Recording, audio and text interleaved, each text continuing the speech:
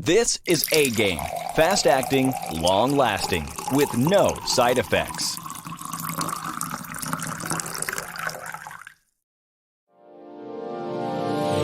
Hey all my Crimsonites, and welcome to the Crimson Cure channel, where we embrace our femininity, increase our womanly value, and celebrate our brothers. So join me on our feminine journey to learn, heal, and grow. Hey there, my Crimsonites, and welcome to the Crimson Cure channel. I'm your host, femininity coach, and author of The Crimson Cure, and this is my perspective. So, I had to touch on this Meg Thee Stallion, Tory Lanez situation. First of all, let me just say, I don't know how this got to trial. That story so convoluted and so disjointed. Like, you can't even keep up with it in the tabloid news. Like, that's how disjointed it is. Anytime you can't keep up with it in the tabloid news, it's like I lost the timeline 50 times trying to figure out what happened when and what. These chicks is lying out of they wig. Okay? These chicks is lying out the front of their lace fronts. Both of them. Both of them. Megan and her little friend Kelsey is up there lying. Now, I find it to be ridiculous that this has gone to trial from 2020, because didn't they at one point say she didn't really get shot? Like, I'm going to read, there are two articles. I'm not going to read through both of them, but I am going to read partially through each, right? Because I want to get to a couple of different parts. So I want to go ahead and I want to reach out. I want to read this one. Okay. Okay. So, I want to make sure everybody can see it. This is a little line heifer here. Okay. Megan Thee Stallion has taken a stand to testify in the trial of musician Tory Lanez more than 2 years after the Grammy winner accused the 30-year-old rapper of shooting her in the feet after a pool party at the home of Kylie Jenner. Megan's time on the stand, which lasted most of the day, saw the artist fight back emotions as she recounted her allegations against Lanez and faced him in the courtroom while delivering her testimony.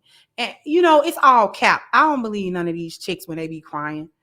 The trial against Lanez, born Daystar Peterson, began on Monday with opening statements in a downtown Los Angeles courtroom. He is charged with 1 count each of assault with a semi-automatic firearm, discharging a firearm with gross negligence, and carrying a loaded, unregistered firearm in a vehicle, along with allegations that he personally used the firearm and inflicted great bodily injury.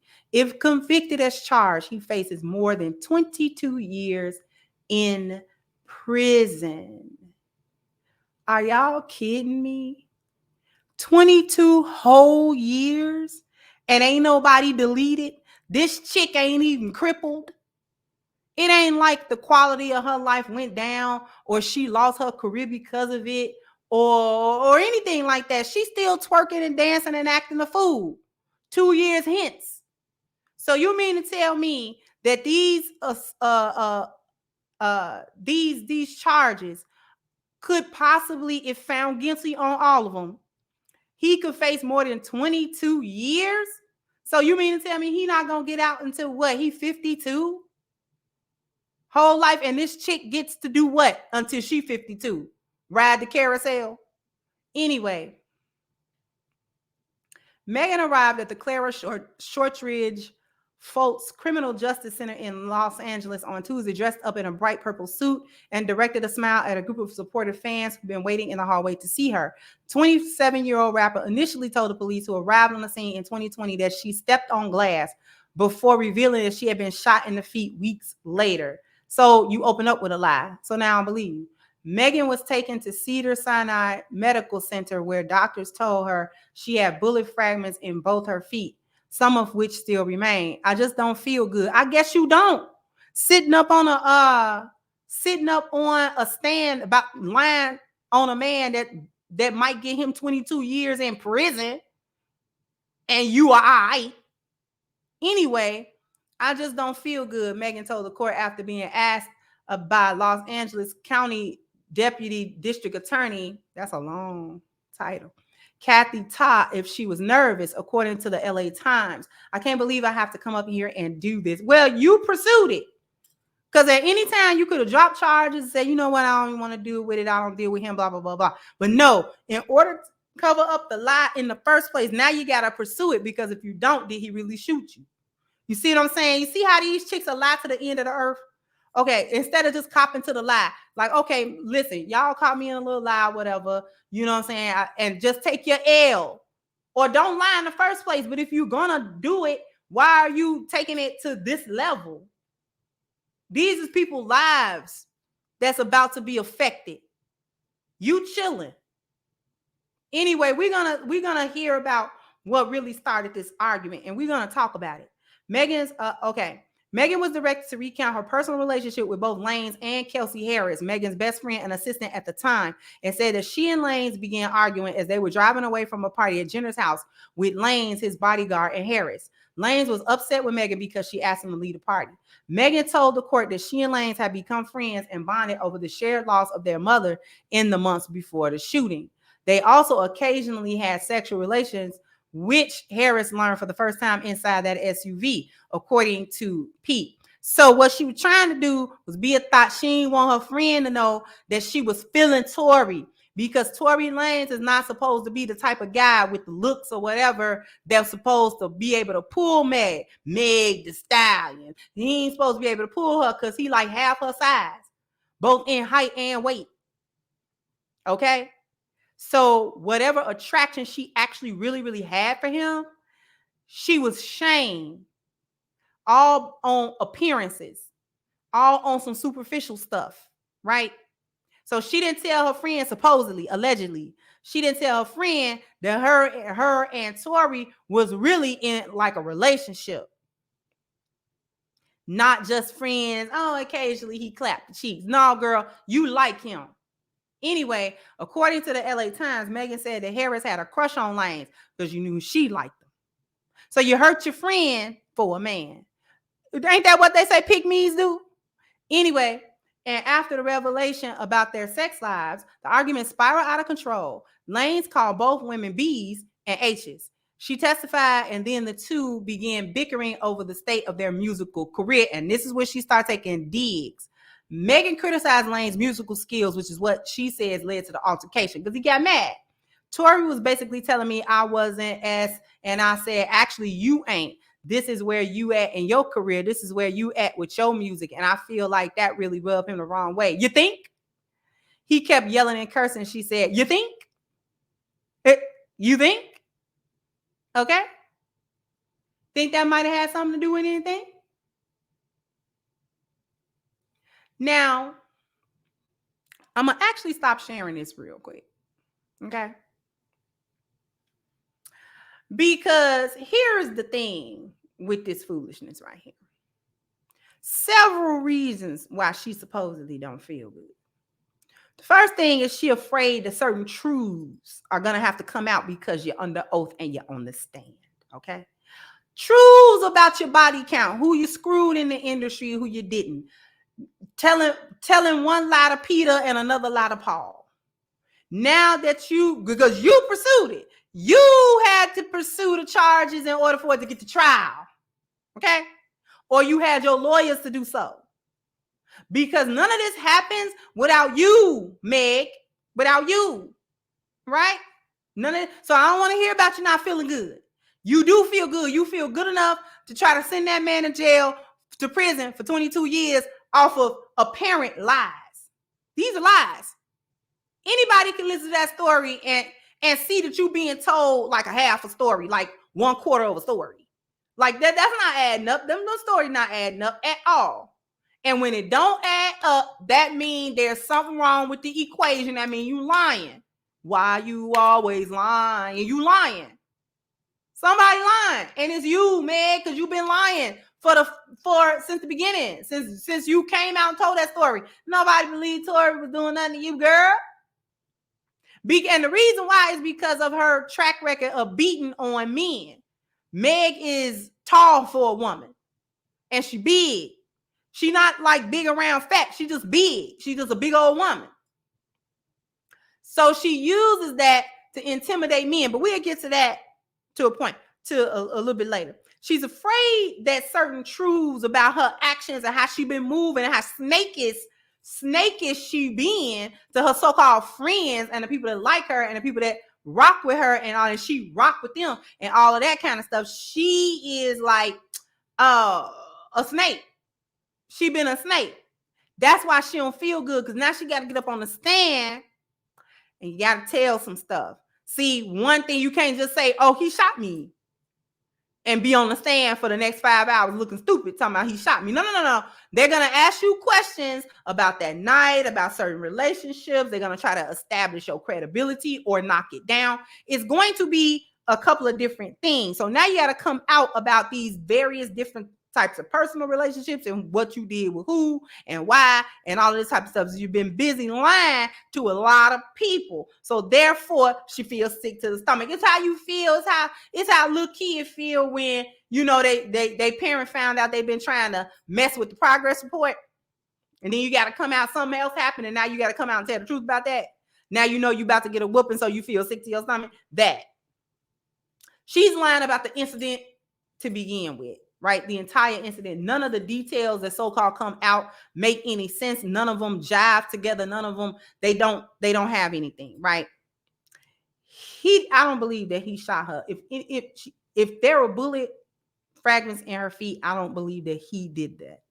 I really don't. Somebody might have did it, but I just don't believe that Tory did it. I just don't, because they went through a lot of effort trying to make sure that he had a gag order when she didn't. So he was unable to go and tell his side of things, side of the story and what was going on with him. And I think that that's very significant. I also think that it's very dirty. So he could get 22 years if convicted of all of those charges. I find that to be ridiculous. Nobody got deleted. You know what I mean? Like, nobody sustained a great bodily harm that they can't, come back from. Get out of here. Okay. One key that I want to focus on is her disparaging remarks about his talent and his musical career. That's what got her pop. If he popped her, if he hemmed her up, if he roughed her up and she wasn't expecting it, that's what did it. Because she rubbed it in his face that she was more popular, that she had better numbers, that she had more hits, that she, was more celebrated, that she was a bigger celebrity than him. She was collaborating with this one and that one, and she could get in the studio with this one and that one, and she was going on tour and blah, blah, blah, blah, blah. See, she rubbed it in his face. She sat there in that car and was probably berating and emasculating that man. He got tired of it. We're going to pull over and we're going to handle it, because your mouth real reckless right now.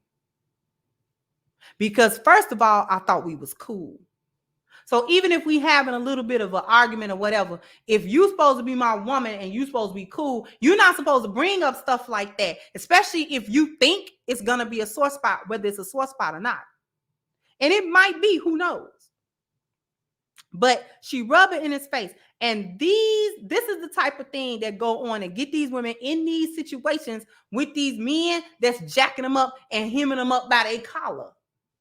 Because they sit in these men's faces and they berate them and they take low blows at these men. Right? Because he might have confided in her as to why maybe his career is where it is. Maybe he wanted to be that way. Maybe, there were some other things and he decided, it's better for me to play low key in the industry than to try to be a super big star. Or whatever the conversation was concerning that, she weaponized it that night. Like the hyenas always do. And this is why men don't be saying, they be like, no, we're not about to be vulnerable with y'all, because if we show y'all our underbelly, you're going to slash it. That's what you're going to do. Right? That's what you're going to do. So we're not going to be vulnerable around y'all, because when we confide in you, when we give you information and things like that, and try to confide and try to, be real with you in a real moment and have a real moment with you, you just use that as ammunition to come back later when you get mad to talk crap about me and to call me weak. Or in this case, you probably called him broke. You broke. Look at you. You wish you was where I was at. You wish you could do what I was doing with my career. You probably just jealous and blah, blah. Y'all know how these women's mouth is, and Megan's mouth is reckless. Okay? She was trying to disrespect that man. Okay? Again, although I've never believed that he shot her, he probably did fly off the handle arguing with her. He may have jacked her up a little bit. He might have. But Megan's big, so I don't know. She likes to try to intimidate men. Let me come back to that. She likes to try to intimidate men because she's bigger and taller than the average woman. And Tory is of a small stature. So she's accustomed to being able to manhandle men, or being able to call herself, she gonna stand toe to toe because I ain't no little bitty woman and blah, blah, blah, blah, blah. You just ain't gonna push me around. She used to squaring up with men. She used to it. And no matter how big she is, she figured that the man is just going to see a woman. And a girl, you know what I'm saying? He might hold her, or he might restrain her, but he ain't really going to jack her up too bad.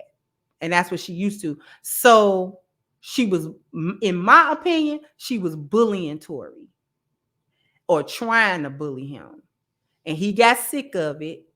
And he likely was never scared of her just because he was smaller than her. She thought that's what was going on, but I doubt it. I really doubt it. And he was like, you know what? You don't scare me just because you big. You just a big old female. Girl, don't play with me. Because now you talking crazy. Now you talking reckless. Now you're coming for, you going for the jugular with what you are saying. Okay? Her lying to the police. I was lying to the police to cover for Tory. No, she didn't. They never lie to cover for men. They lie to cover for themselves. Because she likely was the one that was doing the assaulting. And when the police got there, she couldn't admit to that because that she was antagonizing the situation. This is a large representation of how Black women use the system to punish Black men for their own petty reasons. She's using the system. She's going very far in using the system to punish Tory. Okay? She mad that other women like Tory. She mad he can pull him because he ain't supposed to be able to pull him for whatever reason in her mind. He's not supposed to be able to pull her, but she like him. Okay? Something about him was irresistible. She liked Tory. Something about that man that she really liked, but she's not supposed to like him. See, she's a bad bee, and she's supposed to pull a higher echelon rapper or celebrity or actor or something like that. And, he's supposed to be fine and taller and this and that. And Tory's not that. Yet, he was able to clap those cheeks relentlessly. She's mad that Kylie liked him. That other girl, Kelsey, she liked him. A lot of women like Tory. And she jealous and mad. Okay? Because he's not the ideal. They get that petty. Trust and believe. These hyenas get that petty. She will. If she can send that man to prison for 22 years for that, she will. Because him going to prison, she think that probably silences a lot of other things that she don't want to come out. See, they'll do anything to avoid embarrassment, even of the simplest things. You got Kelsey, her so-called friend, on the stand pleading the fifth and lying. How you pleading the fifth and then all of a sudden you don't remember what you said in September in a question? Girl, if you don't knock that off. So these chicks is lying, her and her friend lying. I don't believe none of them. They should throw it all out of court for lies.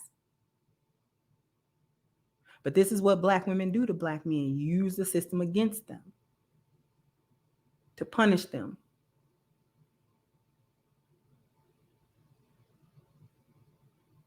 I hope they throw that out. I hope they don't find Tory guilty of none of that. I hope he don't have to do no time behind no lies. It's just not fair. If you can't make your story add up just in basic storytelling, I don't want to hear that. I don't want to hear no trial. Anyway, before we sign off, I want to bring to everybody's attention that you definitely can go to crimsoncure.com and pick up your copy of Reclaiming the Black Feminine, The Lies of Feminism and the Road to Recovery. The link is in the description box. All you got to do is go to crimsoncure.com, and what you want to do is place your order for this very beautiful, wonderful work that I'm so very proud of and that I'm so happy to be able to present to you all. I want to thank you so much for all of the support and the understanding that you've given me and the grace that you've given me. So I thank you so much to all of my supporters and to all those who've already made your purchase and all of those who will make their purchase. I promise to deliver to you a work that is worth your while. Okay, so go ahead into the description box, hit the link for crimsoncure.com to make your purchase. Also, we are still holding Black Lives Matter accountable for their more than $100 million theft from the Black community. As you can see, this is a 6-step initiative that we have. If you want to know more about that 6-step initiative, I did do a video about it, so you're able to check that out and just understand what that is all about. But right now, what we're trying to do is get to 15,000 signatures on the petition. So that is also in the description box. So go ahead, click open that little description box. There's a lot of little gems in there. It's crimsoncure.com, so you can purchase your book and the petition link. And also, get down in the comment section. Let me know what you think about this Meg, the Stallion and Tory Lanez story. Like, share, subscribe to the channel if you have not. And once again, I'm your host of Crimson Cure. This was my perspective. Bye-bye, Crimsonites. Pick up your copy of Reclaiming the Black Feminine, The Lies of Feminism and the Road to Recovery from Kendra Davis. Hey guys, please like, share, and subscribe to the channel and hit the notification bell. And if you've got more to say on the topic, leave a comment down below. Also, don't forget to support our sponsor, who so graciously supports this channel by clicking the description box and the link for A-Game at agameherbal.com. You can go ahead and get a 10% discount off of your next purchase using the code Kendra10. This has been yet another Crimson Cure production, and I'll catch you guys on the next one.